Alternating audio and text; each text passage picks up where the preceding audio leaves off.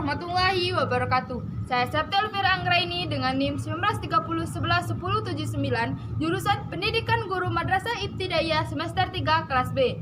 Baiklah, pada video kali ini saya akan menjelaskan materi tentang Laskap Edu Penesip. Apa itu kewirausahaan?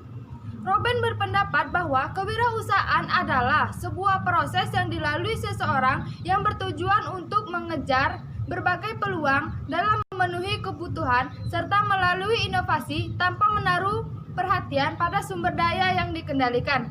Secara umum, kewirausahaan berarti suatu sikap, kemampuan, dan jiwa untuk menciptakan suatu hal yang baru dengan nilai tinggi dan mempunyai daya guna bagi dirinya sendiri serta orang lain. Dengan kewirausahaan ini terdapat beberapa periode.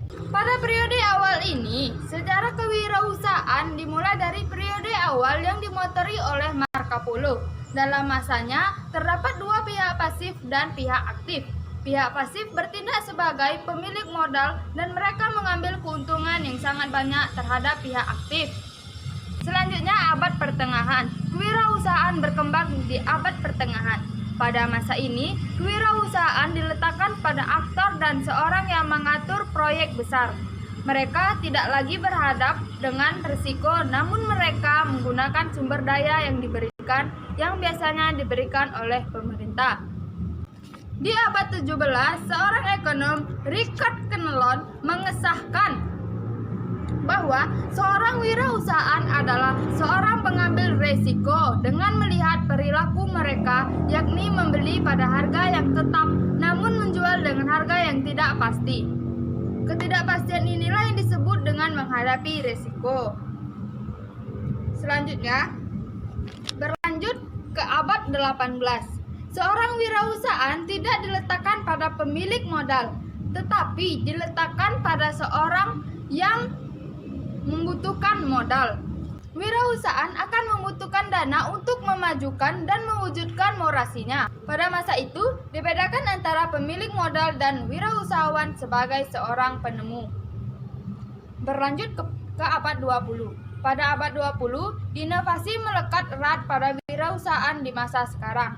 Di Indonesia, kewirausahaan dipelajari baru terbatas pada beberapa sekolah atau perguruan tinggi. Dilandasi dengan terbitnya Inpes nomor 4 tahun 1995 tentang gerakan nasional memasyarakatkan dan membudayakan kewirausahaan. Setelah kita mengetahui sejarah dan perkembangan kewirausahaan, kita juga perlu mengetahui perbedaan kewirausahaan, pengusaha, dan juga wirausahawan.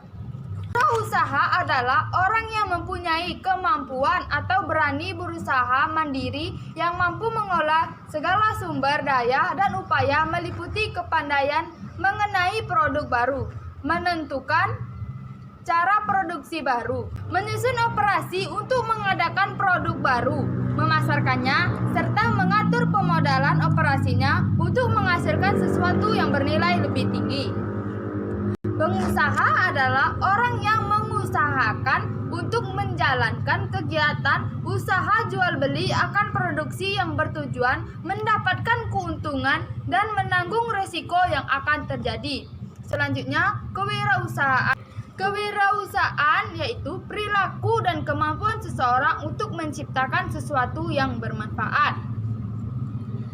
Dan apa saja faktor-faktor yang bisa mengubah seseorang menjadi wirausaha? Yang pertama itu faktor internal. Di dalam faktor internal ini terbagi atas faktor demografi dan juga faktor kepribadian. Yang kedua yaitu faktor eksternal. Di dalam faktor eksternal ini pun terdapat faktor lingkungan keluarga dan juga faktor lingkungan kerja. Nah, selanjutnya apa saja faktor kegagalan dan faktor keberhasilan wirausaha? Yang pertama yaitu faktor keberhasilan. Faktor keberhasilan ini pun terdapat beberapa faktor. Yang pertama yaitu mampu melayani konsumen dengan baik. Yang kedua, mampu mengetahui target pasarnya. Yang ketiga, memiliki modal yang cukup untuk usahanya. Yang keempat, mampu mencari dan memanfaatkan informasi. Yang kelima, mampu mengelola waktu secara efektif.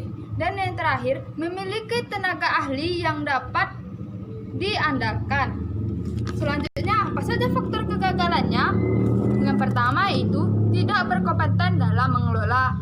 kedua, kurangnya pengalaman yang dimiliki. Yang ketiga, lokasi yang kurang memadai. Yang keempat, kurangnya perencanaan atau gagal. Yang kelima, tidak bersungguh-sungguh dalam berusaha. Yang keenam, tidak mampu melihat dan memanfaatkan peluang yang ada. Dan yang terakhir, sumber daya manusia yang tidak memadai. Itulah penjelasan tentang materi kita pada video kali ini. Lebih dan kurangnya saya mohon maaf. Saya akhiri dengan wabillahi taufiq wal hidayah. Wassalamualaikum warahmatullahi wabarakatuh.